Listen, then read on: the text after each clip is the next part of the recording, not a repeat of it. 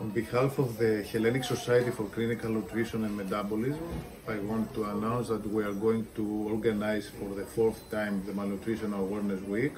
We have four separate goals for this year. The first is the classical goal to increase awareness among healthcare professionals. The second is to educate them through various LLL courses or webinars. The third is to spread the knowledge about the new legislation in Greece, that it has the process of nutritional assessment and diagnosis as a mandatory process.